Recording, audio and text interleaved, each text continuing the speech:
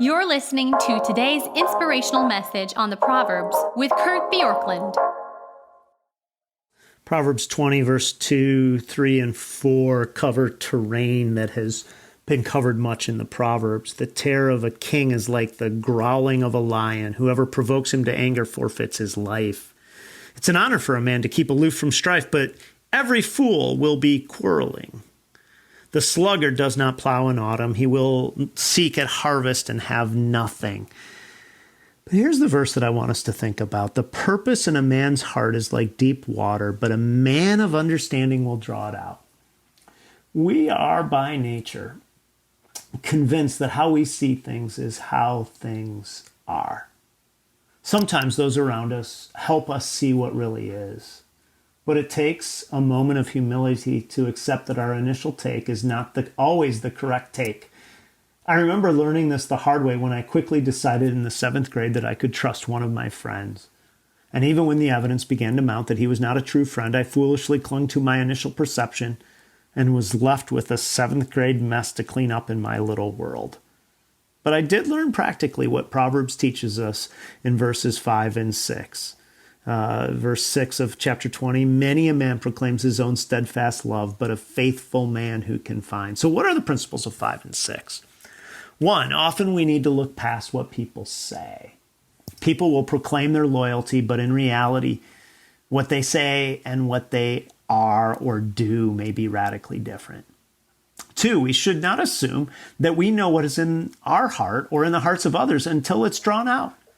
Sometimes we'll be refreshed by what we learn and see. Other times we'll be troubled. Commentator Bruce Waltke believes that this idea, deep waters, mean that it's hidden purposes of the one who is the schemer. In fact, this is a little bit of a unique view that he takes because he says that the person is convinced of their own rightness and they don't even understand themselves fully. Others look at this and they just say this is saying in essence that until somebody draws us out, we don't understand just how blinded we can be even to what we're seeing and thinking.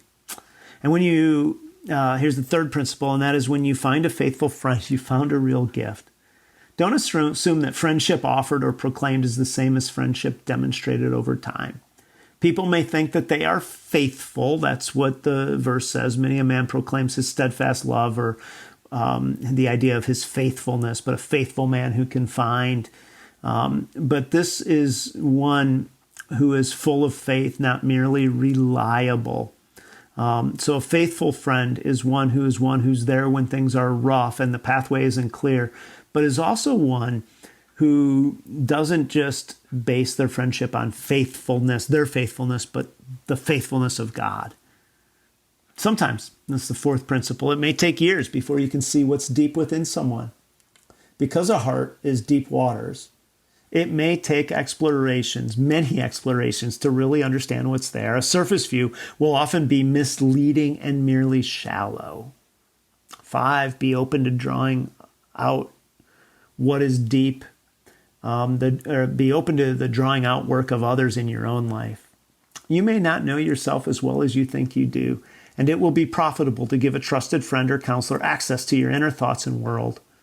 We may need help to discern what is true in our inner world, and we may need help to discern our motives. And then finally, God has seen us completely and loves us fully. This is the teaching of the Bible about how God sees us based on the finished work of Jesus Christ. There's no corner of your life or my life, no sin that has escaped his notice. But the deep waters of our soul are fully seen. And because we know they're fully seen, we can know that they are fully accepted if you have placed your faith and trust in Jesus Christ. So today we want to do the hard work of being drawn out and drawing out others so we can become these faithful and reliable people, while celebrating that while people may run if they see all that's in me, God has already seen it and has accepted me. And so I'll continue to throw myself on the finished work of Jesus Christ. Thanks for joining us here today. There's a lot of great content to explore on Orchard Hill Plus and on the Orchard Hill main feed from the weekend. Have a great day.